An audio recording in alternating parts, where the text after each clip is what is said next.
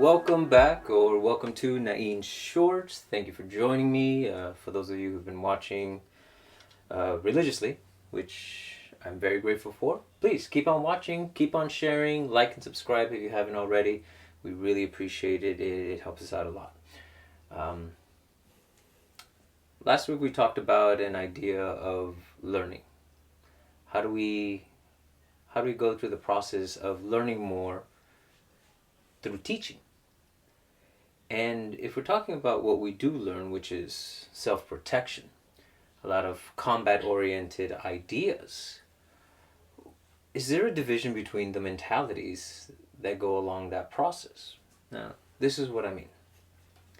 In the belated mind, we teach the students that we are the weapon. This is a tool that is an extension of the actual weapon, us. So then we strive to understand this up here. How do we take in information? How do we give information? Because ultimately, the idea is that one day we may have to use it to defend our lives. And that's that fighter mentality. But before we could ever get there, we have to really think about the other aspects, the student mentality and the instructor mentality, if in our art we get to the point where we are then sharing our knowledge, or even if we don't get an official title, are we still sharing that information? And early on in my training in the belated mind, I was introduced to these ideas, and in my head I automatically separated them. There was the student, there was the instructor, and then there was the fighter, and you had to switch between the three depending on the situation or even the lesson itself. Now, I've now come to the conclusion that there really isn't a separation between the student and the instructor mentality, or at least I don't believe there should be. And then the fighter mentality, well, we'll talk more about that towards the end, because I want to focus on the student aspect of it. And you have many situations where, like myself, a student doesn't start in art until later on in life. They didn't go through the traditional martial arts training that a lot of people have as early as 5 or 6, or even as teenagers, as many of the practitioners we've spoken to have shared with us, that was around the time that they started learning. And then as our minds are still young and malleable, a lot of the teachings involve basic ideas of respect, humility, how to sit still, how to carry yourself a different way, because now it's not just you, but you're also representing your school, you're representing your instructor, and what sort of face are you giving the public? And as you carry on as a student, you get more and more information, and you don't really think about the idea of one day giving it to somebody else, or maybe you do, who knows? Some people are that way and get into something solely because they want to grow and expand, and then one day teach it to somebody else. That was never my intention. I teach today because it is part of my personal growth, and the way that I was taught, it's essential for me to really understand what I know and how much I don't know. Because even though I'm giving somebody an instructor, I'm still a student. That person who doesn't know anything is giving me information. That information helps me teach them better, to understand them as the individual. That doesn't go away. I actually do have a black belt that I forget that I have. But just because I do have that black belt, I don't stop learning. In my mind, like some of our guests have said, continuously be a white belt. Rick's nephew, Paul, he came up with the concept of always a student, and it's a brand of his. Because there's always something to learn, always more. But if we allow the mentality of the instructor that we know what we know, that we know more than the other person, that we are the guy, it will hinder how much information we can actually take in. Any particular lesson, whether it's just simple movements, can become combative in a sense, because our instructors tell us so. They tell us, okay, this is actually a cut. This is a cut. But are you really going to walk around with a short blade and use it in a life or death situation? Most likely not. You're more likely to carry something like this, if you carry anything at all.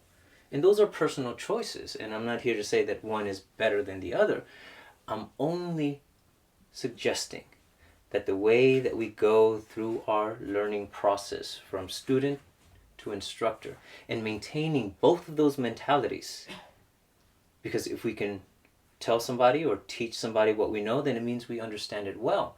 But in the process of teaching, do we learn something along the way, even about our own ideas, our own concepts? Because no matter what system it is, I do honestly believe that your own personal thoughts and ideas are always going to bleed into what you know. And they're going to change them slightly. Maybe not a lot. Maybe the point is to change it completely.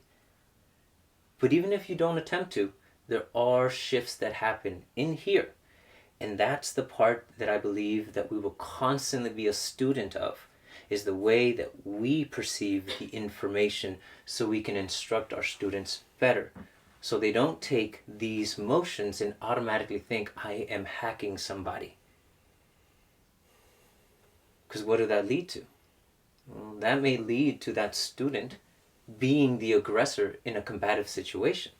The fighter mentality, in my opinion, in my learning and the teachings that we give at the Bladed Mind, does not exist until there is an actual threat on you. Until somebody is maliciously trying to hurt you. That mentality should be there, and it should be there all the way. I generally do believe that. Once you're there, don't give an inch. I love that quote. I misquoted it, but you guys know what I'm talking about. You do everything to avoid that situation. And most of us live very good lives, not getting into those confrontations. Every once in a while, though, we do. There are also other practitioners whose focus is that. Military personnel, for example, we've met some instructors that do teach the military. That mentality has to get there a lot quicker than it does for us civilians. Because their lives really are at stake. Ours are not. And only in that moment does that mentality come up, or should come up. And as an instructor, we have that responsibility to teach the students to understand that even though while training we may go a little harder, we may pressure test some of the techniques, be thrown, bruised, your knuckles get wrapped all the time, you walk away, and many of us, I'm the first to say it, we love it. We love being able to go home and say, oh man, I didn't think that bruise was going to be that big, or where the hell did that come from? Because it's fun and you learn something from it, but at no point during that time were those acts done maliciously. They weren't done out of trying to hurt somebody. They were part of the teaching aspect, the tools, so the student can understand how to apply all those concepts they learned way back when at the beginning and apply them in real life. Respect, honor, humility, because it can get ugly really, really fast. And that's not what we want. That's not why we train. So I think that these ideas merit a bit more exploration in your own personal training, in the training that you received. What goes on in your head as a student? Do you remember what it was like when you were a white belt, when you were a young kid, a teenager, a young adult, or even someone like me who was almost 30 when he started his training, when he started this journey? How does that change the way that you receive that information, and how are you now? Even if you're not an instructor, even if you're not certified to teach, would you be able to convey the information, keeping all these ideas in mind, and do whatever person, student, or friend right by giving them the proper ideas, the proper information, the right way, so they don't become the aggressors later on. So when they do need it, they can use it effectively. Because sometimes we do have to. We don't want to, but it's there. So definitely things to think about, ideas to mull over, and to really take into account into your own training. And hopefully it helps build up on your craft. Because again, these movements, as simple as they are, they can become so many more things. And the way that we do them, whether your style is hard or soft, will change the way those things come out and their purpose. We've cross-trained with many people before, and I have cross-trained with great practitioners whose styles are hard, but then they're asked to do soft movements. And sometimes it's difficult for them to transition from what they understand. Even though they're doing the movements as they were shown to them, the energy that they give is a lot harder, is a lot stronger, more so than it needs to be. And to me, that just happens to become a miscommunication in training. Because again, we have to remember that our thresholds have been built up over time. And something Graciela Casillas, one of our guests on our colleague conversation, made this statement: I don't know your threshold. I don't know your tolerance. So I'm going to go, and if you say you can handle more, I'll give you more. To me, that blew my mind. Because I didn't consider the fact that, hey, I don't know the person in front of me. I go to a seminar, I don't know this guy from Adam or this girl from Eve. How hard can they take a punch? How hard can they take a throw? How quickly can I move? And they can adapt to it. You don't know, and you definitely don't want to find out after you broke something or possibly hurt them to the point where now they're cursing you in the back of their head, and all of a sudden a friendly training session becomes something that it shouldn't. They lose the lesson because now they're just mad because you went too hard. This is all part of the communication that has to happen internally first, within you. How hard do you go? Why are you going that hard? Do you need to go that hard? Can you go softer? Can you convey the same information without having to hurt the person in front of you?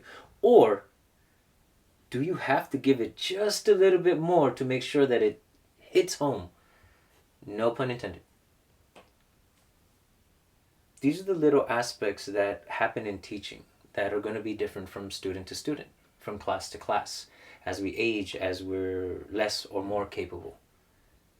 Again, time is going to change us. We're not going to be as fit as we are today. Maybe we can be more fit later on. Conrad Bowie, he's in his 50s and he's got a six-pack. I hate that guy. Nah, I'm kidding. I love that man.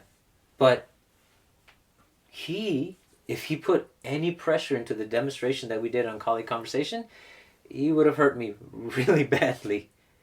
And because I've been able to play with so many people, I've gotten this idea, this sense, to really understand how strong somebody is without them having to actually hurt me. And I'm very grateful that they don't have to hurt me for me to understand that there is a lot of power and a lot of damage that could be caused from these simple movements.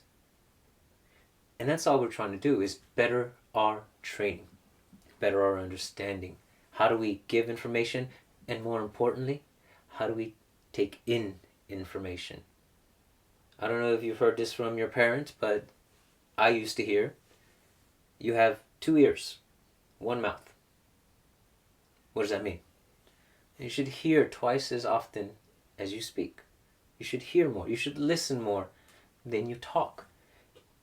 And believe it or not, as hypocritical as it may seem, because here I am talking to you for 15 minutes straight, I want to listen more.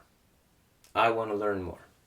So I can teach better. So I can teach more. And these are the ideas that I've been thinking about. Training. Outside of school. Not just in class. In class, we're there for the lesson.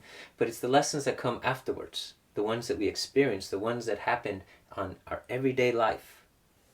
Those are the ones that truly resonate. And if we can bring those into our class, convey to our students in such a way that it makes sense to them, and that they can carry with them, well, I think we would have done a better job as instructors doing so than if we simply dismiss these, some would say, nuances in our training that are there, that are acknowledged, but oftentimes not talked about.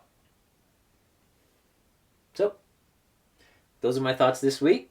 Thank you again for joining me on Nain's Shorts. I do have a lot of fun. Again, like and subscribe. Share this with folks if they like it too. Have them like and subscribe. And if they don't want to, make them. No, I'm kidding. Don't make them. But if you can, please do. All right, folks. Thank you very much for joining me. Till next time, I'm Nain with Nain Shorts. Till then, 3, 2, 1, cut!